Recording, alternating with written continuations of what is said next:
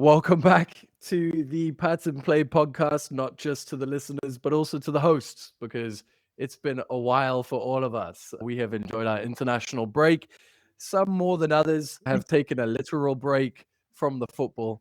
Others, like myself and Judy, I think maybe Barlin as well to a degree, have stayed plugged in, at least to some of the games, because for once, I think this international break was a little bit more interesting, some pretty cool moments. And to be honest with you, I am one of those people who don't really get involved with international football unless it's like World Cup, European Championship, AFCON, and even the other regional champions, like CONCACAF and all this stuff. And yeah, I don't get into any of that. It's just those three tournaments pretty much. So I think, at least for me, just kicking off the international break, Barlin, Von, Jude, my favorite moment, I think, was going to be Ireland, but I'm now going to say Scotland after followed almost immediately afterwards. Did anyone see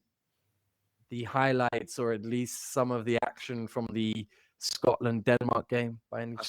saw McTominay's goal. Yeah, He's become what a player since he's left United.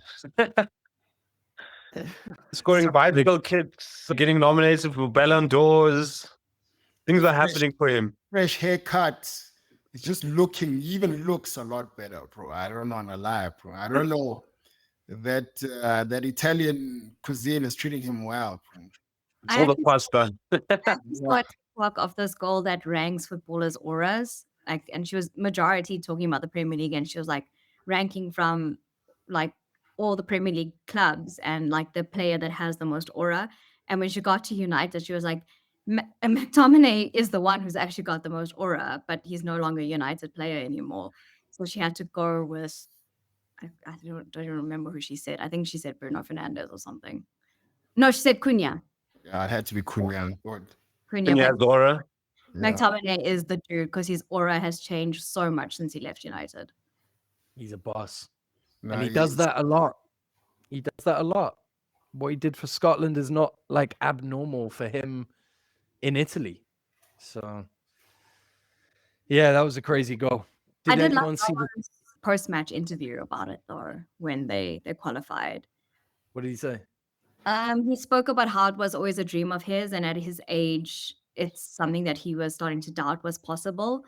And during the last World Cup, he missed out because Scotland obviously didn't qualify, and Diogo missed out because Diogo was injured. And how during that entire day and the game, he just kept thinking back to Diogo, and he wants to do this for him, which I thought was really, really sweet. How old is Robertson? Like 32 or something? I think he's 34, 33, 34, somewhere there, I think. 33, 34. Sure.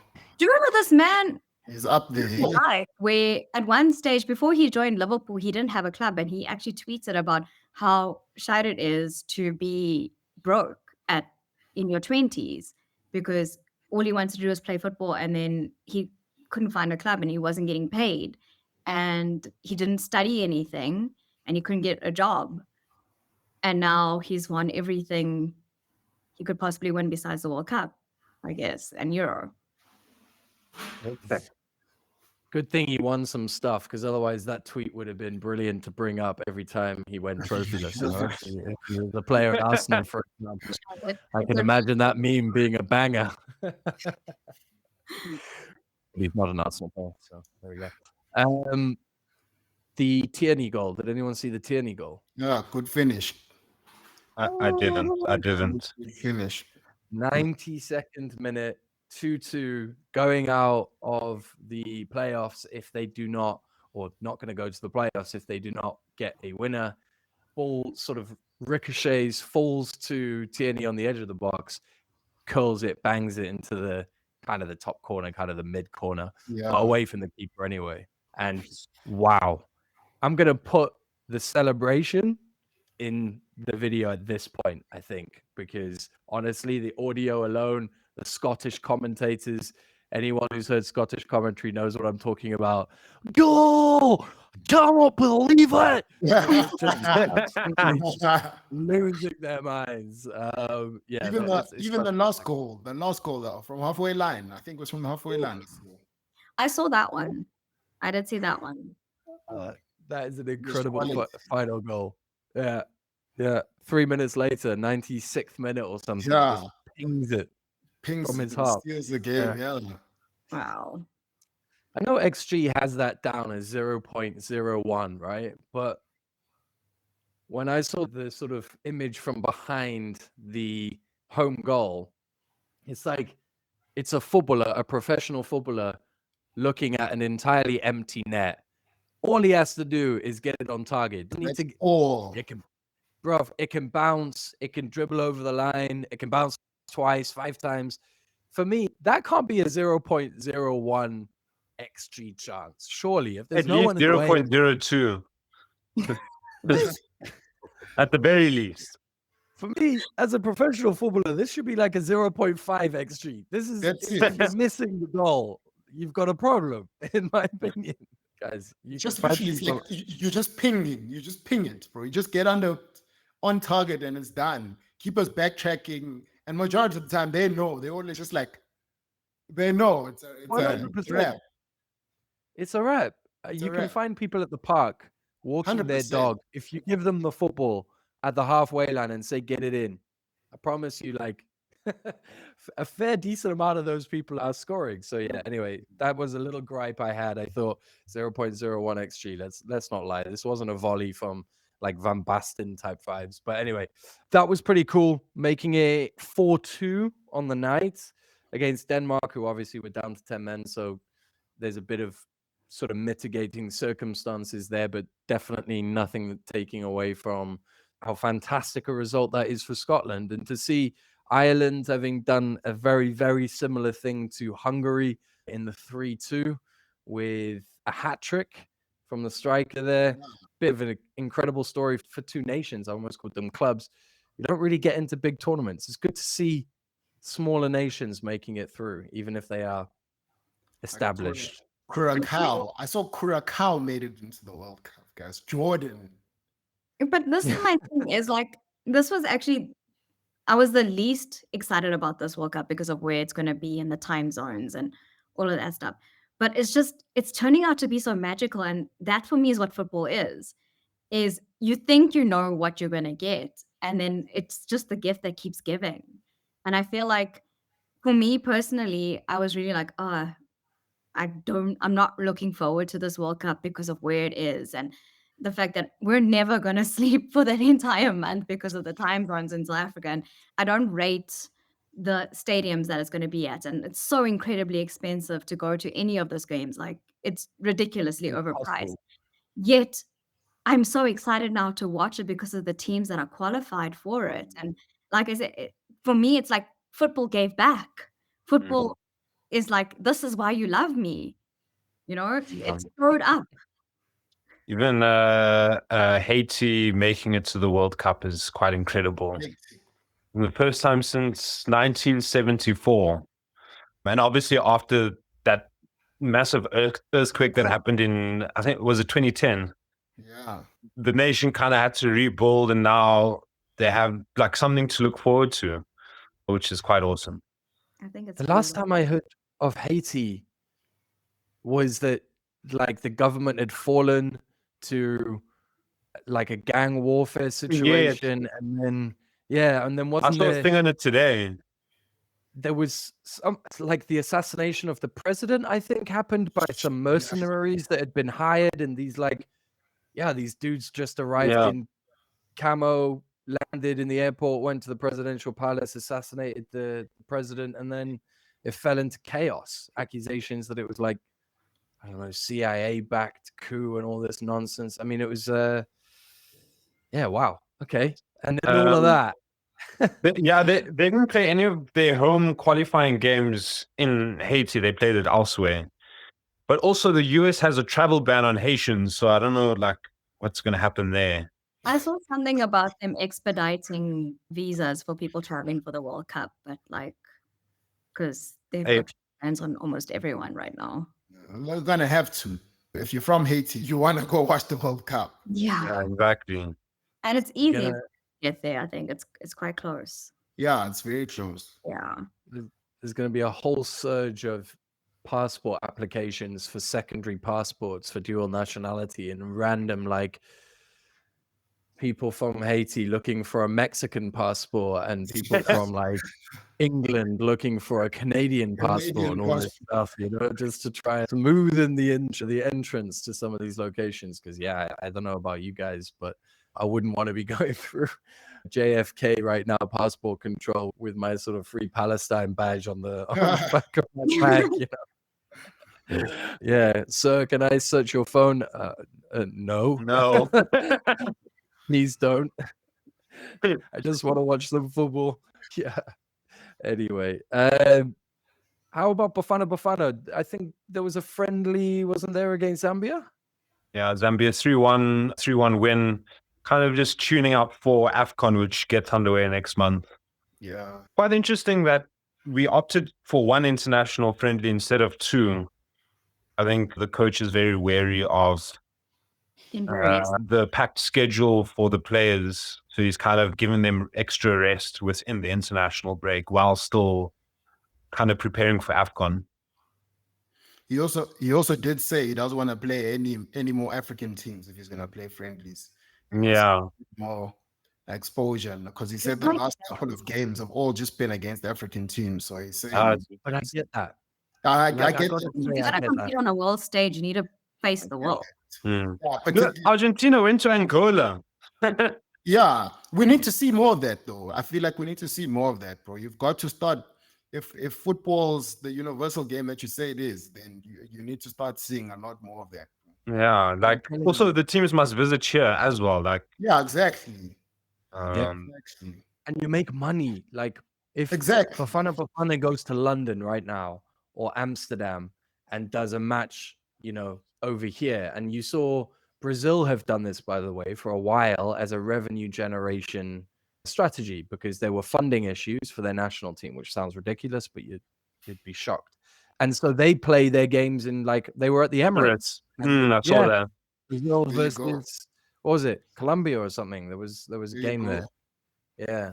Can I just be clear that we're saying this for international teams coming to Africa and not taking Premier League teams to go play their games in like America and other places? Oh no.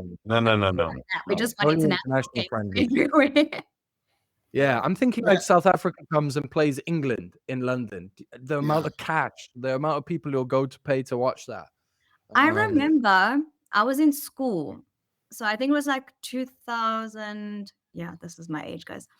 2004, 2005, I think it was, when England actually came to play Bafana in Durban.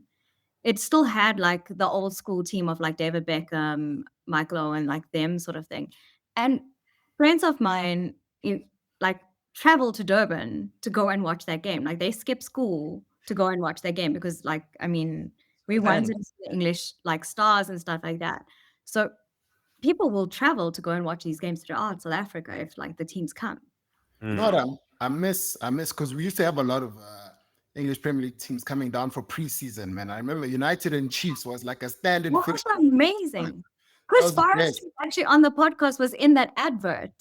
For real. Enough to advertise that Vodacom Cup. Chris Forrest was in the advert pretending to be a Man United fan. Sure. Like hectic sort of thing. Yeah. I was actually at that game.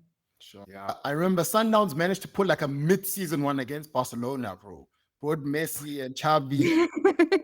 Dude and I were at that game. I was at that game as well, but I was just like, what? This is literally was dead in the middle of the season. Like Barca had like a La Liga fixture probably a couple on the weekend, dude. Bro. And they are at game. Johannesburg on like a Wednesday evening. A whole crowd just cheering Messi, Messi, Messi. And he came off the bench in that game. Yeah, he came off the bench. He came off the bench when he went to go up. Everyone just went crazy. Yeah. Good times. Barca seeking any money they could possibly make already back then. They knew their future. And it had to be against Sundowns. It had to be. It was Sundowns or no one else. And enough though, because during the 2010 World Cup, Argentina had such a clean record at the FNB Stadium during the 2010 World Cup. Like I remember with Diego Maradona and Carlos Tevez and Messi and stuff like that. Like so, Clean when it came record and back, it Diego was Maradona in the like, same sentence. Like I have a story from 2010, like with Diego Maradona. So I was working as a FIFA volunteer, and I was stationed in the mix zone, which is like so when the players are done after the game, they go in their shower and then they do press conference and then they walk through the mix zone to get onto the bus. And we were stationed to like keep all the journalists away from like hounding the players sort of vibe. And Diego Maradona, Argentina had played South Korea, I think it was, and they had won and they had qualified for the quarterfinals or something to that effect. And he took the ball and he was like walking around with his glass of Chivas, like whiskey, and smoking his cigar. And everyone's like, Diego, you can't smoke that here. And he's like, my game, my ball, my whiskey, my cigar. And then like he carried on walking through like the whole like mix on or whatever. And randomly like just grabbed my head and gave me like the biggest kiss on my forehead. No way. Swear. Bro, a kiss from Maradona. Kiss from Yes, I got a Maradona. kiss from Maradona. And Carlos Tevez actually remember my name. Like I met him twice and he remembered my name. And then when he met friends of mine back in Argentina, he was like, oh, do you remember that girl from South Africa? And then they messaged No me like, Carlos way. Tevez is asking for you. Great memories. This make- I feel like these are things that you should have said a lot earlier. These are things that you just randomly. But I've been blessed by Diego Maradona. Getting a kiss from Maradona it's not a small deal. It's That's not. It's not. Maybe episodes 1 to 5. Like Yeah. I'm like I'll start off with that. Remember it now. Like it happened in 2010. It's a long time ago. I kind of just like remembered it now. Yeah, it happened still. Bro. Yeah, it did. I would have It's worn like an if- Argentina shirt to episode 1 if I remember. I've been like, I've been kissed by Diego Maradona. I would have started off with just that as the sentence. Yeah. And then we go from there. Episode 20, Von. Crazy. Okay. You waited for an international break. The third international break. In fact, You gotta keep Jesus, people what? wanting more. crikey. What will come out in the fourth international break? I do wonder. We will all be on tenterhooks until then. Mad. Let's move on to our State of the Nation quickly. It's a quick review of our Big Six. Big Six, sort of in inverted commas, because I'm not completely sure that all makes sense anymore. But you know what? You guys kept us in the Big Six when we were struggling in eighth for a season and a half, which everyone seems to think was like a decade. But anyway, so we'll extend a generous hand here to the Spurs and Man United fans. Come into our stable, guys. You're still Big Six. Gentle strokes. We're going to rate them A to F, not the American style where there's an E. Wait, no. The one where there is an E, sorry. No. We're going to do the one where we don't have an E. After D, it jumps straight to F. Fail. They've had a shit season. We will start with Arsenal. I'm going to give the season so far an A. Basically, I think it's a pretty simple one. Meeting expectations. Very decent defensively. Could be better offensively, but you don't complain when you are on top of the league, basically. I think that would be stupid. So A for me. Judy, what are you saying rating Arsenal so far? Can we add plus and minuses? Yeah, if you want to. Yeah. I'd give Arsenal an A minus. Yes, they're winning games. They're solid defensively. I think the ability to score open play goals might come back to bite them at some point in the season. Football is football, right? You want to score any way possible. But I feel like there's somewhat of a reliance on set pieces, and sometimes it doesn't come off, and that can be the difference between drawing a game and winning a game. Yeah, that's why the A minus. Barlin, what are we Top saying? season so far. Still an A. I'm gonna give them an A. I think Arsenal are right where they want to be at this point of the season. And to be honest, I don't see the set piece thing slowing down anytime soon. I think Arsenal will continue to find ways to score goals through that set piece thing. This thing's been going on for at least 2 seasons now already. And honestly, I don't see it stopping now. maybe with the likes of, I don't know if Gabriel's out. Is he out? Till Jan. Till Jan. Yeah. He's one of the big disruptors, particularly in the box and with regards to the set pieces. But I still think with that Mosquera and that Hinkapi, if I'm saying it right, or something like that, I still feel like there's enough in that team for you guys to still just find ways to dig out those results. So I think I'm going to give it an A, and hopefully at the end of the season, it's an A+ when Arsenal, hopefully, for Tim's sake, finally. I'm going to edit out the for Tim's sake bit and just leave it that you're hoping for the win. For your sake, are finally Premier League champions. Finally. Ron, what are we saying? Still A or not? No, I'm also going to give them an A. I'm leaning towards an A+. But the reason why I want to add that plus in is because Arsenal are performing very similarly this season as they were to last season in terms of getting the 3 points and getting things over the line. But why I want to give them the plus is where they fell last season in the games that they dropped points in. I feel like they've learned from those lessons and they've come back stronger. So wherever they slipped, wherever they were weaker last season, they've strengthened. And I feel like they're benefiting from that this season. So that's why I kind of want to lean towards giving them a little bit of a plus. I'm not going to complain. So we're averaging out an A then for Arsenal. Let's jump to City. I'm going to give them a B so far, but it's going to be a B+ if we're going to do the pluses and minuses. That gives me a bit of a chance to row back on my constant stock falling for City in the first half of this season so far. But for me, it's a B+ because I think with the amount of money they spent in January, less so the summer, because that wasn't as great a volume, but really in January, I think they spent 260 million or something like that. I think it was roughly in that range. Blew everyone else out of the water, spent quite a lot of money on some pretty big players. And I think they didn't really do anything in the the second half of last season from January to May. And they didn't really do anything in the first 6 weeks of this season. But I am starting to see, the steam engine for me is up to speed now, and it's proper choo-chooing down the line, and they've got momentum. And so for me, it's a B+, and they wouldn't want to be 4 points behind Arsenal at this point of the season. I don't think that would have ever been like, hey, that's on the cards, that's on the plans. But you guys heard Pep in the press conference after the Liverpool game. The guy was bullish about no team wins titles in October. It's the team that develops, and my team is going to develop the most over the season. He was very, very bullish. So it's going to be a race. B+. Why don't we reverse order then? Von, what are you saying on City? I'm going to give them a B-. One, because they are starting to grow into the season quite nicely and sort of find their feet and get a little bit more consistency to their game. But why I say B- is they're so close to being a C if it wasn't for Holland. Take Holland out of it, they're a C. F.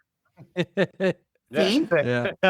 Or that's why I'm saying they're looking really good, and they're probably going to be the ones who chase Arsenal to the title, like running in the run of it.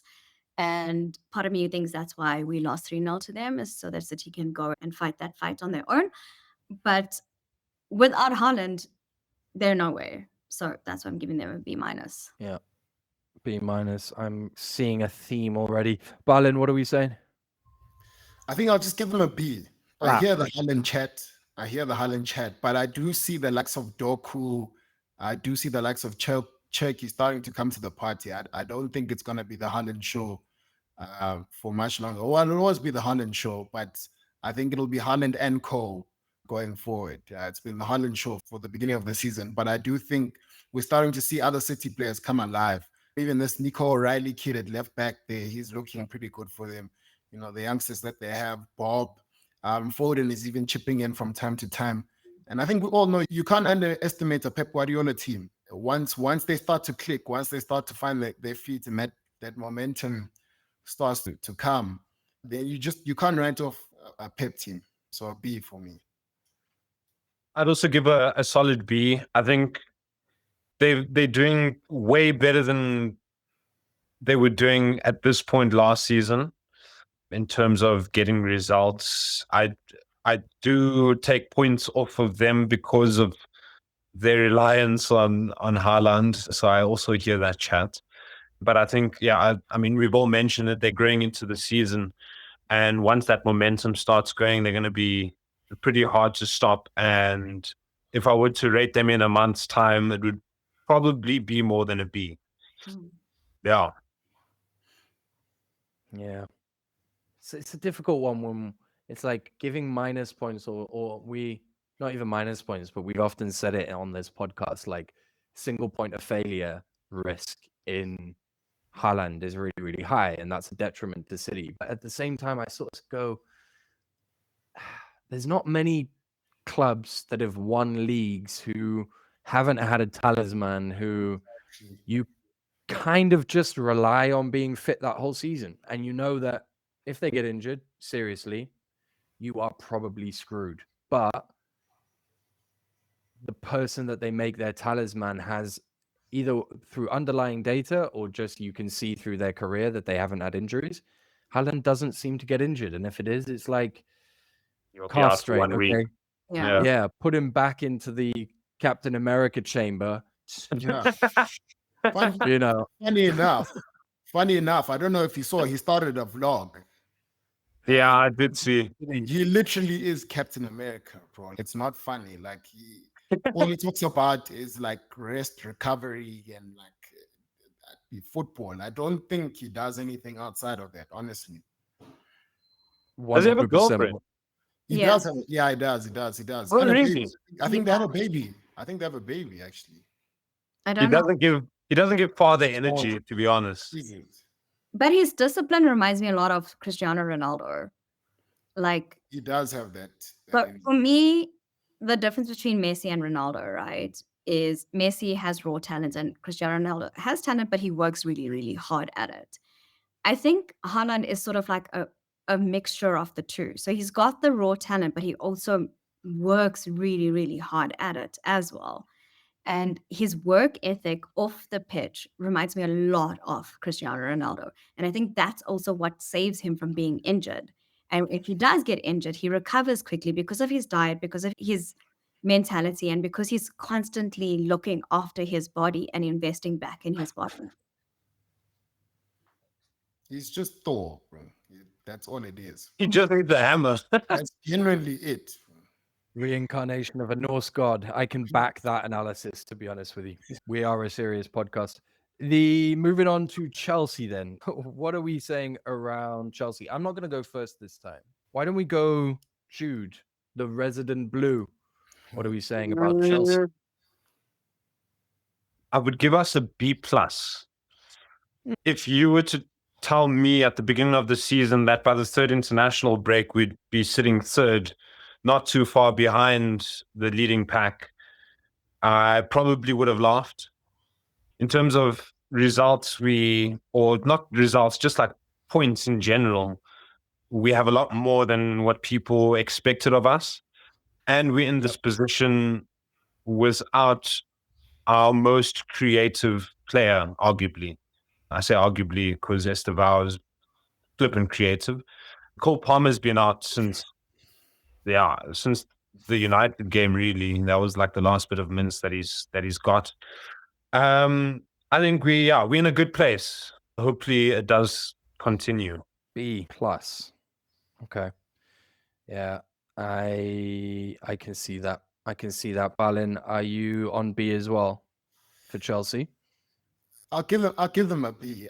I do think Chelsea are where they're supposed to be. I don't think Chelsea should get a pass as to where they are with regards to their positioning. I just think that you guys have spent so much money in the summer, and Money doesn't buy results, bruv. We've seen that before. Money doesn't buy results, but you still use the money to get you the results, bro. And you guys have used a lot of money to help get your results. So I think Chelsea are where they're supposed to be. I don't think you can look at this Chelsea team, particularly looking like off the back of the season. Like Chelsea should be in and around the positions that they're in now. I don't think we should be, like the Gen Z say, glazing them I think they are where they're supposed to be. So I'll give them. But then, a solid but then Balin, in the same vein, we're saying Arsenal are where they should be, achieving their aims right now, and we're giving them A. But then we're saying Chelsea are achieving what you'd expect them to achieve based on the money they've spent. But then that's not sufficient for because like I an feel A. like because I feel like the narrative around to Chelsea is that they're somewhat like they're over Underdogs. Yes, they're supposed to be Okay. underdogs. There's this underdog narrative, or that like Chelsea in this also, like, I don't know if it's a rebuilding phase or this phase where they aren't supposed to be in the position that they're in now. And Wait, I'm like, what's your rating? What did you rate no, it? that's what I'm saying. I'm just saying. I said a B. I said it's. I feel like you are where you're supposed to be. I just feel like with the narrative I feel like there's a narrative around Chelsea that them being in third is some kind of like overachieving, and I don't think that's the case. You guys are still Chelsea, and you spent a heck of a lot of money, and there's been big investments into the club. So I do think being in third is where you would kind of want to find yourself, particularly at this point of the season.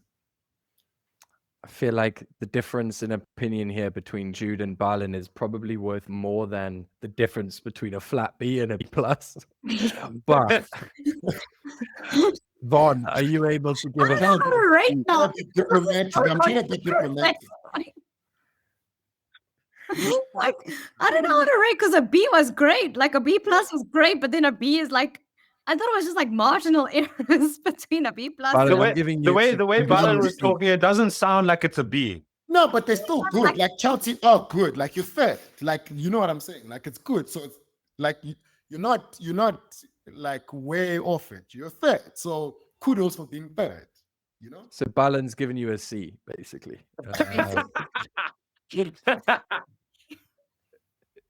Vaughn, what are you saying? I don't even know anymore. My mind's gone blank. Okay. I think based off the fact that they won the Club World Cup and didn't really have a preseason, they are doing really, really well this season. They're not doing as well as I thought they would coming off that victory. So it drops points a little bit in my mind. But then again, it gains points for the entertainment in football and for Caicedo, because I think he is just having a season and a half. He's balling, proper balling. So I'm going to give Chelsea an A minus because they are scoring beautiful goals. Despite majority being down to 10 men, wait, let me finish. Majority of the time they're down to 10 men. They're scoring great goals without Cole Palmer, and Caicedo is just balling for me. And they bring the entertainment factor, because I'm yet to watch a Chelsea game that I am not entertained in. Why do you make it sound like the Premier League says Chelsea can start games with like 10 men only? You make it sound like you make it sound like Chelsea don't get themselves into that position. You make it sound like the Premier League's like, Chelsea, you guys need to start this game with 10 men. No, these guys go and get. You cannot tell me that the game was nice. Jude, what's it been like? Maybe I think there was a point where like 3-4 games in a row, Chelsea were down to 10 men. And it's entertaining. That's what I'm saying. And yet we are still third. It's entertaining. I don't know. I think try playing with 11 men and see how entertaining that would be as well. I don't know. You would know, right? Try that. And entertaining is not necessarily I mean, if we're talking about entertaining teams, then Arsenal, I'm giving them like a D. But I mean, there's definitely the criteria of winning is important. But I'm gonna split the difference, and as usual, be a bit boring here and just say it's a B for me. Like at the end of the day, I had higher expectations coming off the Club World Cup win. I think especially the game against PSG, I went, oh, PSG were the only team we played last season who genuinely rocked us. And I've said it a million times. Yeah, they disassembled us in the first game at the Emirates, in the first half in particular.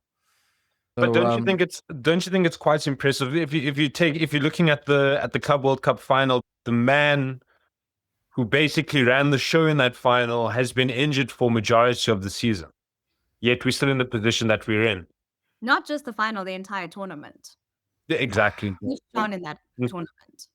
Injuries, the thing is, I hear you, and Cole Palmer is like, it's definitely a loss. But by the time he got injured, he had scored 3 open play goals in 2025 by that point.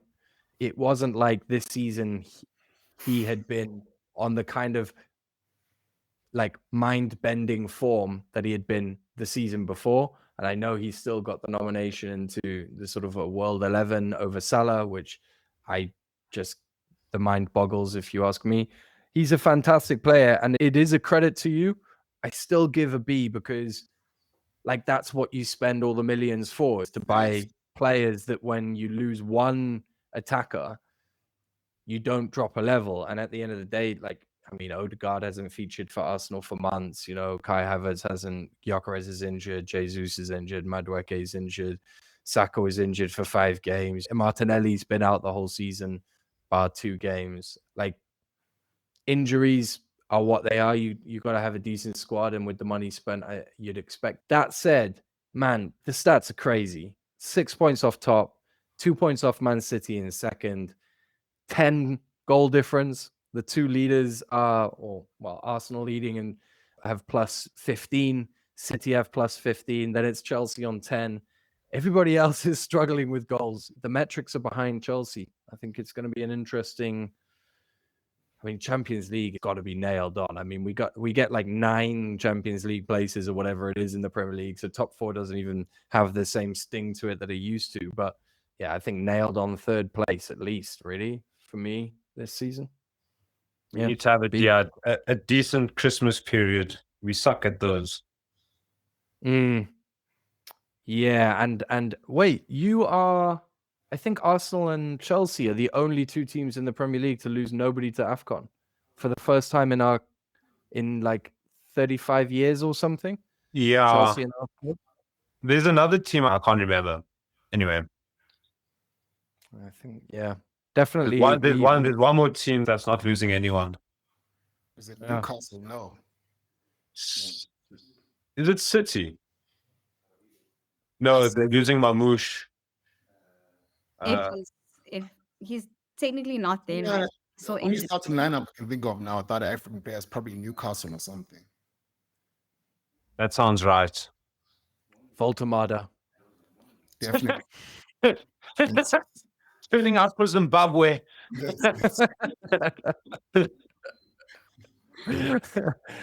We typically, us and Chelsea, have had a lot of people leave for the AFCON, but not this year. Liverpool's next. Let's give them a rating. Von, why don't you lead us out for your club? Tricky. Okay.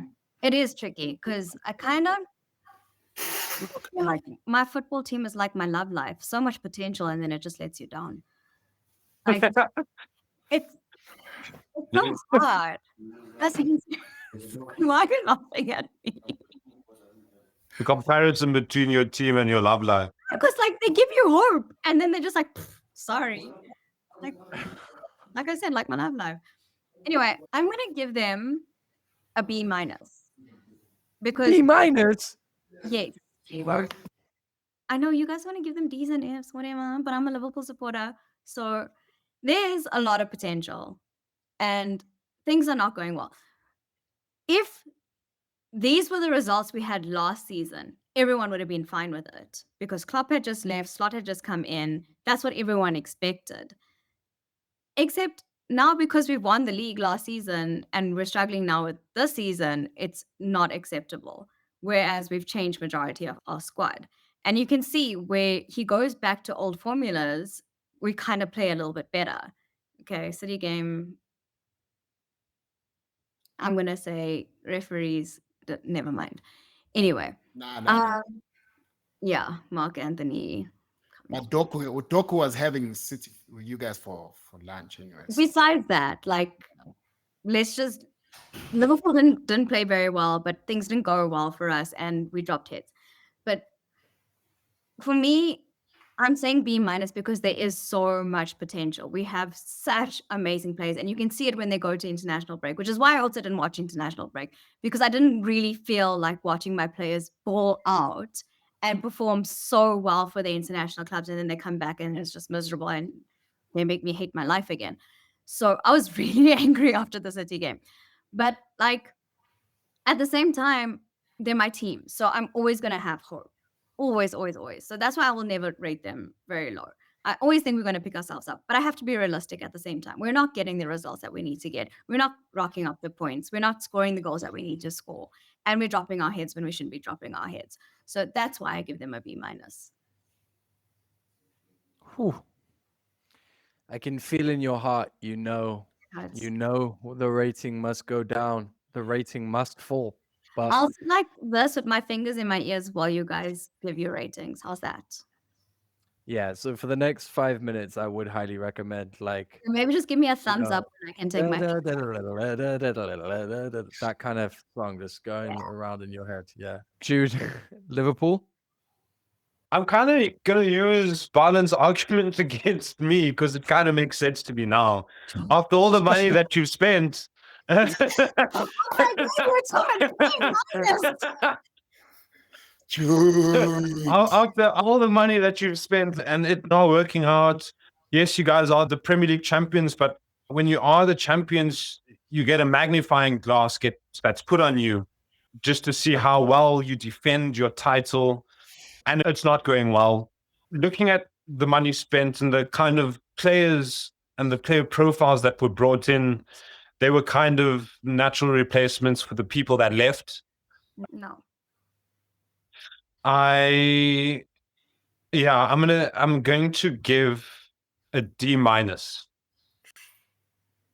Oof, D minus. You're just scared to go to F. At that point, just say it. It could be a lot worse. It really in terms of rating. defending champions' poor seasons, I've witnessed worse with my own team. Also, So that's Chelsea's why- Arsenal net spend was higher than Liverpool's, guys. Just remember that. Just saying. So what was your ranking? D minus. D minus. Okay. Balin. I'll give them a D. They had a solid start to the season. Well, not a solid start to the season, but they were finding ways to win. And I think the likes of Ketike and some of the signings were showing a bit of promise at that point in time. I think Ketike is still showing a bit of promise. But Slot honestly has just been found out. And yeah, his reluctance to be a bit more flexible with his tactics, I think is starting to cost them. He's starting to look more like Ten Hag than he is on his Slot. And that's never a good thing. I just think that after all the money that Liverpool have spent, you'd have a bit more hope or expectation for them. And when they go back to basics, I feel like they should play Chiesa a bit more. Guys that are just willing to get the job done, like aren't trying to complicate and do anything fancy, are very direct and are just trying to score goals. And obviously, the Salah conversation now for me, man, that guy is looking bad, bro. Salah, I said the last game that they were playing that Tutankhamen has deserted him, bro, because he's not looking good at all, bro. He needs to this AFCON, before he goes to the AFCON, touch base in Cairo, go to the pyramids and do something because it's not looking good at all. What the hell?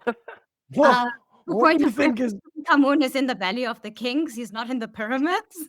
Well, that even better that you know when you tell Salah that. Salah needs to hear that. what power do you think he gets from The pyramids have no powers. Like, it's empty, guys. How we can't say that, guys. Those things appeared just magically, bro. No, like when you go into the how pyramid. the pyramids are even built. No, but when you go into the pyramid, they're empty, they're plain. It's not like the tombs that are covered in hieroglyphics and stuff like that, like the Valley of the Kings and stuff like that. Dude, those things appeared by themselves. This is a football podcast. This is not National Geographic. Conspiracy theory for another day. Let's stick to football. But Salah needs to Oh gosh, this is gonna turn into one of those History Channel episodes of how the pyramids might have been built by aliens, and then they lead you on for 25 of the 30 minutes, and then right at the end they go, "Yeah, so actually, there's loads of factual proof about how they built it. It was Built done the like this," and you're like, pyramids. "Ah, right, okay, thanks." All right, I'm gonna go with F, and I know that sounds even harsher, but to be honest, I thought based on everyone's descriptions, you were basically saying F anyway. But for me, F means failure so far, and I feel if you are reigning champions, and then you go out and you make statements, it's not about the net spend or the total spend. For me, it could have been any of it. It's more about breaking the British transfer record, getting the striker who was the most prolific 9 last season in the league and just look next level. And then also just doing it after you messed with Newcastle on Ekitike. I felt it was such a whoa, boom, coming in. And then I felt the sales of things like Harvey Elliott felt a little bit like shooting yourself in the foot after doing really good business, but I understand the self-sustaining model, so they did need to be that lower net spend.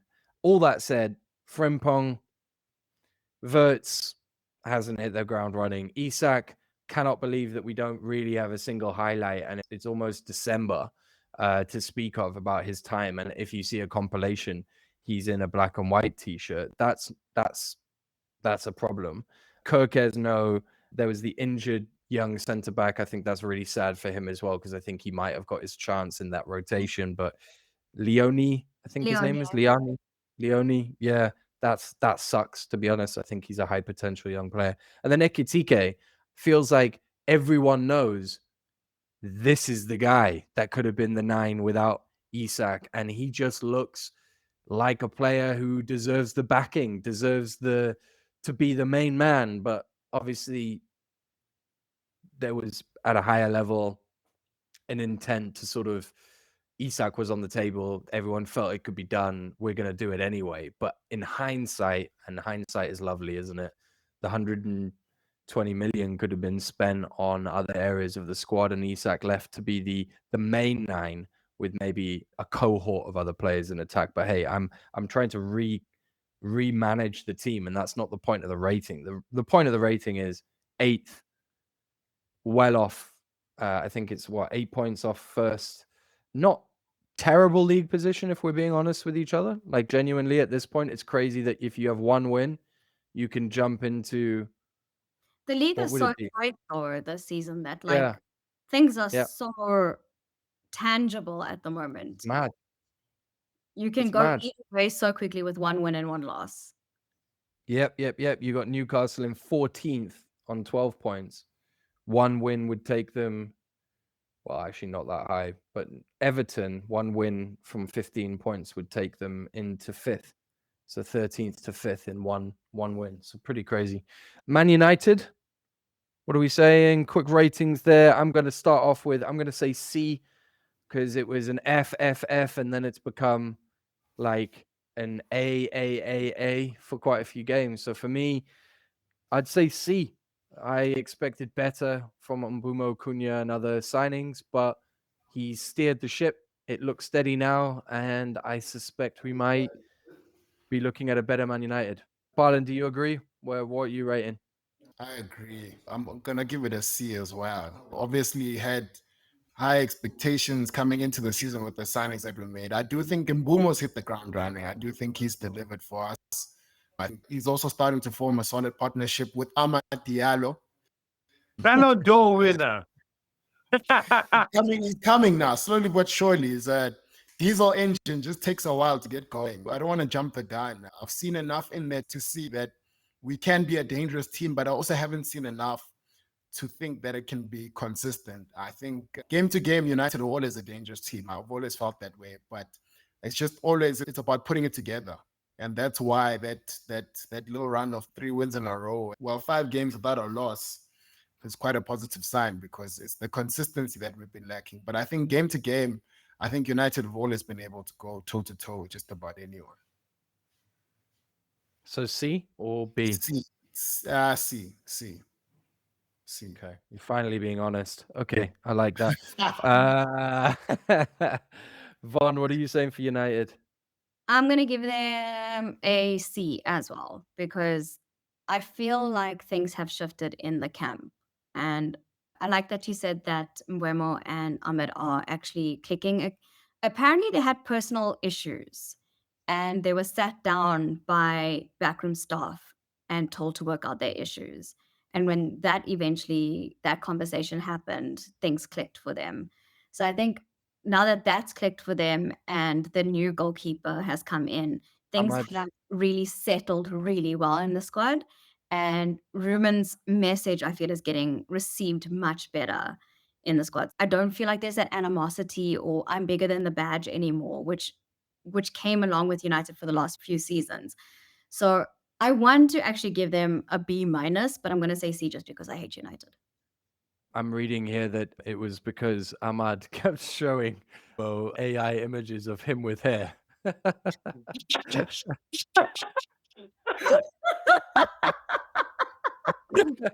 What the hell? Can we find those images?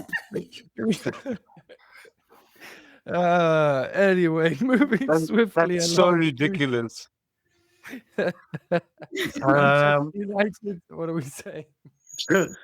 I'm going to give them a B minus.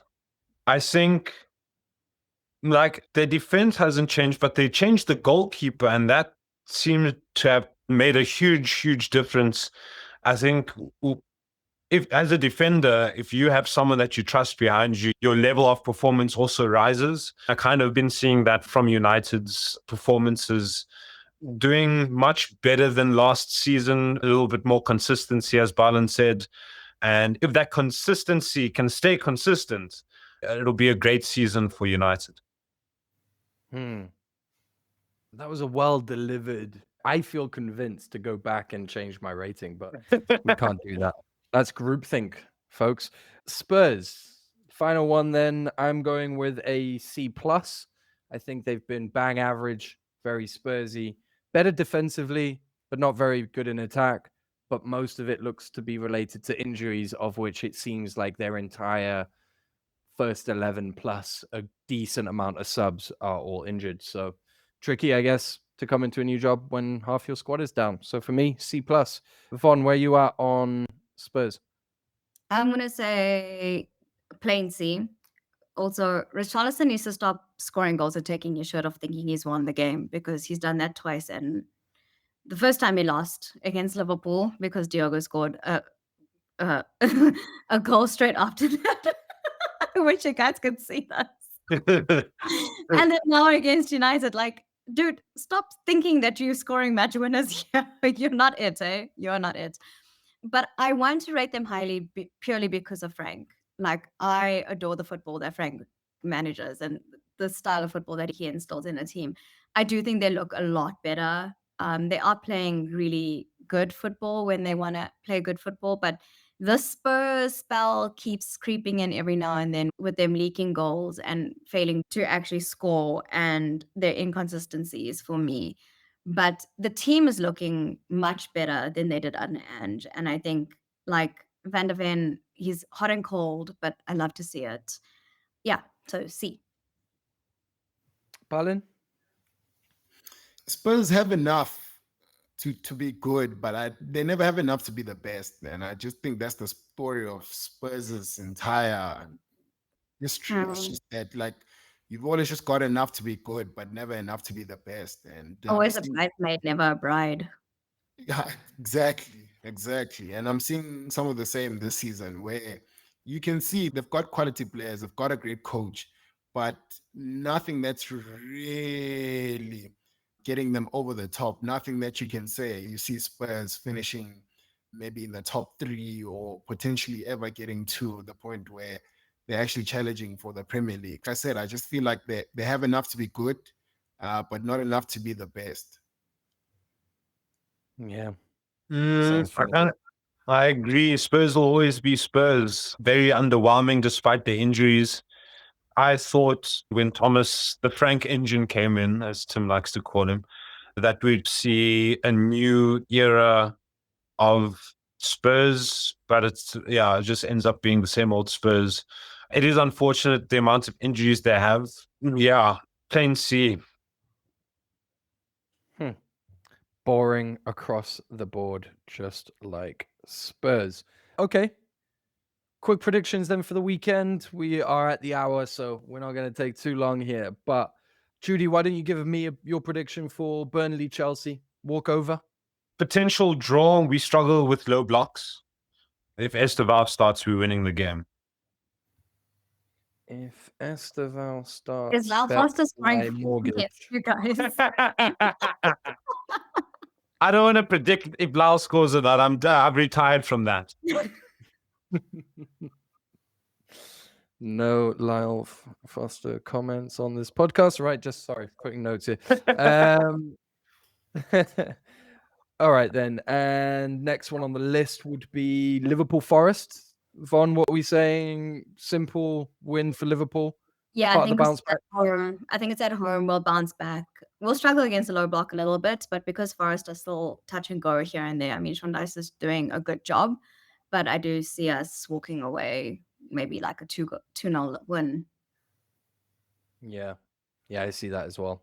Mhm. International breaks can be nice to stabilize the situation and then come Yeah, we back thought with. that the last time and then it didn't work out. In theory, international breaks are nice for stabilization. Anyway, moving quickly along. I'll quickly predict for Arsenal Spurs. I actually had a chance to go and watch this game. I'm very, very sad that I'm not going to be able to do it. Arsenal versus Spurs at the Emirates.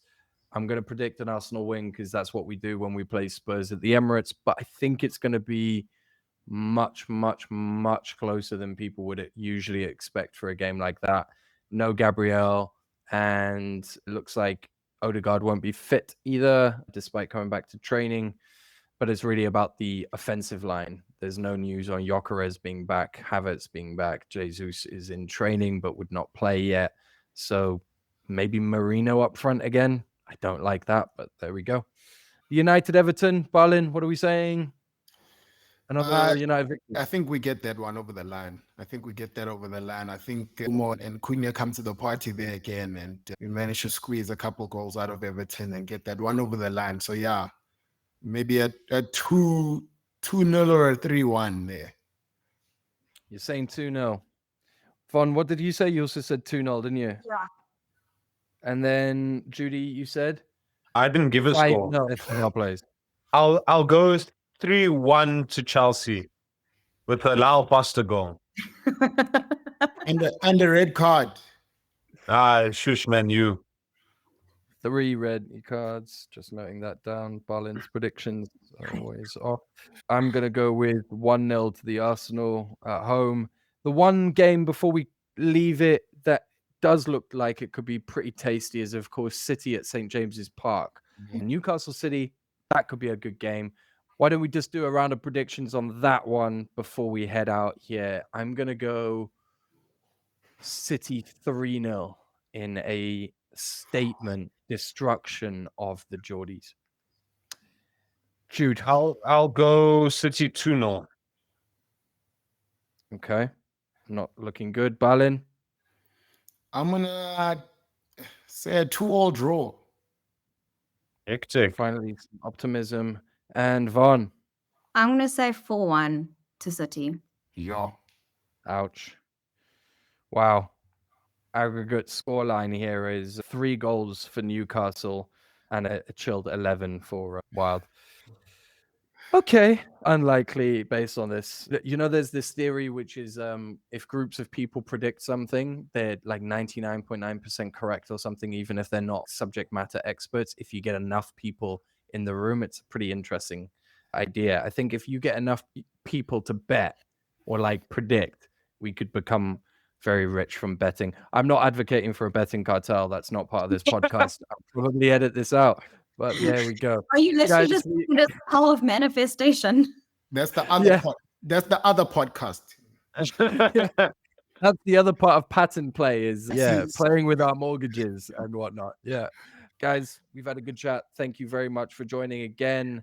went through the international break, State of the Nation, and a few predictions. Don't think we're going to get a chance to do Game of the Week and other things, but hey, we've had some fun here. Thanks again for joining.